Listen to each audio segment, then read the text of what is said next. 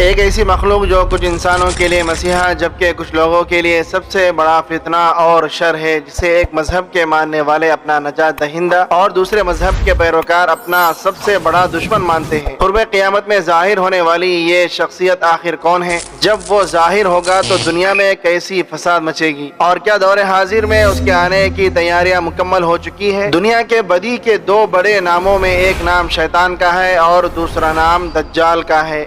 کہتے ہیں کہ اللہ تبارک و تعالیٰ نے دجال کو پیدا فرما کر مشرق کی جانب کرۂ ارض کے کسی دور دراز جزیرے میں قید فرما دیا تھا۔ دجال دنیا کا سب سے زیادہ قابل نفرت شخص ہے، جسے اللہ تبارک و تعالیٰ کے نبی حضرت محمد صلی اللہ علیہ وآلہ وسلم نے دنیا کا سب سے بڑا فتنہ قرار دیا ہے اور اس کے شر سے پناہ مانگنے کی دعا فرمائی ہے۔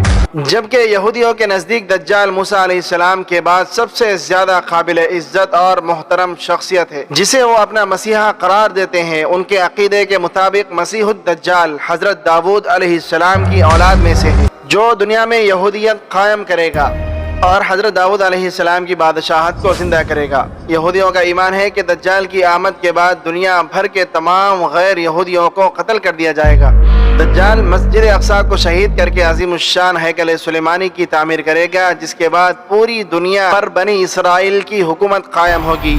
یہی وجہ ہے کہ دنیا بھر کے یہودی ایک طویل عرصے سے نہ صرف مسیح الدجال کے آنے کا بڑی بے چینی سے انتظار کر رہے ہیں، بلکہ آج اس کی استقبال کی تیاریاں بھی تقریباً مکمل ہو چکی ہے۔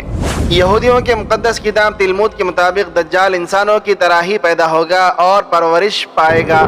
اس کے پاس بہت پر اسرار طاقتیں ہوں گی، انہی طاقتوں کے بل بوتے پر وہ یہودیوں کا نجات دہندہ بن کر آئے گا۔ یہودیوں کے مطابق وہ نسل انسانی کا عظیم بادشاہ ہوگا۔ اس زمانے میں سارے مذاہب ختم ہو جائیں گے اور صرف یہودیت ہی باقی بچے گی۔ اگر دجال کی آمد کی بات کریں تو یہودیوں کے مطابق دنیا کی عمر 6000 سال ہے، جسے وہ گورگین کیلنڈر کہتے ہیں۔ ان کے مطابق اس کائنات کی تخلیق سے لے کر اب تک 2240 سال گزر چکے ہیں اور 6000 سال کے آخری سالوں میں مسیح الدجال کی آمد ہوگی۔ اسلامی کتابوں میں دجال کا تفصیلی ذکر موجود ہے اور اس کی آمد کی تمام پیشن گوئیوں کو بیان کیا گیا ہے۔ دراصل دجال کے معنی عربی میں جال ساز، فریبی، جھوٹے اور گمراہ کن شخص کے ہیں۔ اس بدترین شخص کا نام دجال اس لیے رکھا گیا کہ جھوٹ، دھوکہ بازی اور فریب کاری میں یہ سب سے اولین درجے کا ہوگا۔ لہذا حضرت ابو قتادہ رضی اللہ تعالیٰ عنہ بیان کرتے ہیں کہ رسول اللہ صلی اللہ علیہ وآلہ وسلم نے ارشاد فرمایا، حضرت آدم علیہ السلام سے لے کر قیامت تک کوئی مخلوق دجال سے بری نہ ہوگی۔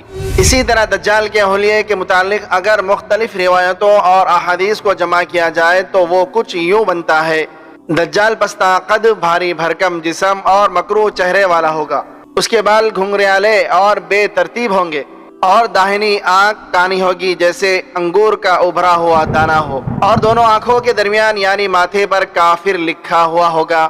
اگر خروج دجال کی بات کریں تو یہودیوں کے عقیدے کے مطابق مسیح الدجال روم کے دروازے پر آئے گا۔ وہ بنی اسرائیل کو اپنے ارد گرد جمع کرے گا اور یروشلم کی طرف لے جائے گا۔ پھر وہ ہیکل سلیمانی یعنی تھر ٹیمپل کی دوبارہ تعمیر کرے گا، جبکہ اسلامی روایتوں کے مطابق دجال مشرق کی سمت میں اصفہان نامی شہر سے نکلے گا۔ دجال زمین پر 40 دن تک رہے گا۔ ایک دن ایک سال کے برابر ہوگا، جبکہ باقی ایام سال کے عام دنوں کی طرح ہی ہوں گے۔ اس وقت دجال اپنے گدھے پر سوار ہو کر ساری دنیا کا چکر لگائے گا۔ روئے زمین کا کوئی میدانی، صحرائی اور پہاڑی علاقہ ایسا باقی نہیں رہے گا جہاں وہ نہ پہنچے گا۔ البتہ مکہ اور مدینے پر فرشتوں کا پہرا ہونے کی وجہ سے وہ اس میں داخل نہیں ہو پائے گا۔ دجال طرح طرح کے دھوکے بازی اور کرشمے دکھا کر لوگوں کا ایمان برباد کرے گا۔ اس دور میں دجال کے پیروکاروں کے علاوہ باقی لوگ سخت تکلیف میں ہوں گے۔ دراصل بابل کی اسیری اور یہودیوں کے سیکنڈ ٹیمپل کی تباہ کے بعد یہودی اپنے اس مسیحا کا بے صبری سے انتظار کر رہے تھے۔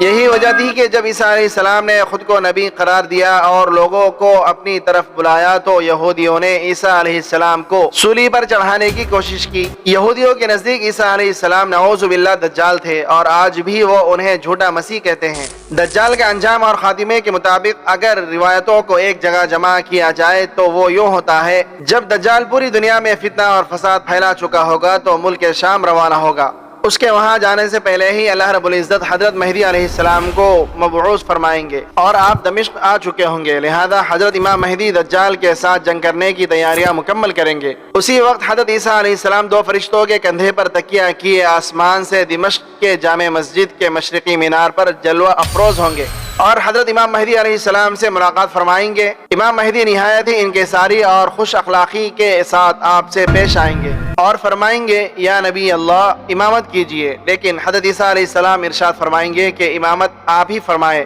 کیونکہ یہ عزت اس امت کو خدا تعالیٰ نے دی ہے۔ بس حضرت امام مہدی نماز پڑھائیں گے اور حضرت عیسیٰ علیہ السلام آپ کے پیچھے نماز پڑھیں گے۔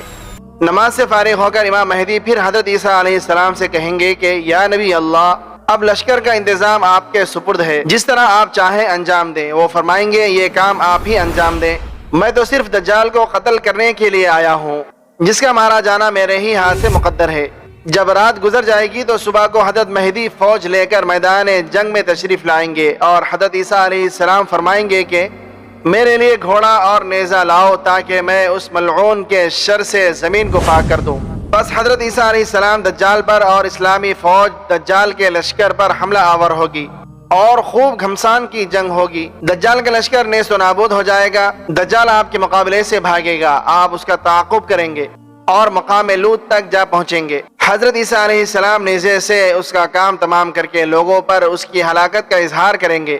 کہتے ہیں کہ اگر حضرت عیسیٰ علیہ السلام اس کو قتل نہ بھی کرتے تو بھی وہ آپ کے سانس سے اس طرح پگھل جاتا جیسے نمک پانی میں پگھلتا ہے۔ قرب قیامت کی 10 بڑی علامات میں سے ایک علامت دجال کا ظاہر ہونا ہے۔ دجال کا فتنہ تاریخ انسانی کی ابتدا سے لے کر انتہا تک کے تمام فتنوں سے بڑا اور خطرناک فتنہ ہے، جس کی بڑائی اور شدت کا اندازہ اس بات سے بھی لگایا جا سکتا ہے کہ ہر ایک نبی نے اپنی اپنی امت کو دجال کے فتنے سے ڈرایا تھا۔ پھر چونکہ ہم آخری امت ہے لہذا دجال کا ظہور ہمارے ہی اندر ہونا ہے، اس لیے ہر مسلمان کا فرض بنتا ہے کہ دجال سے بچنے کے لیے جو ممکن وسائل ہو سکتے ہیں اس کا علم حاصل کرے اور اس کو اپنانے کی پوری کوشش کرے۔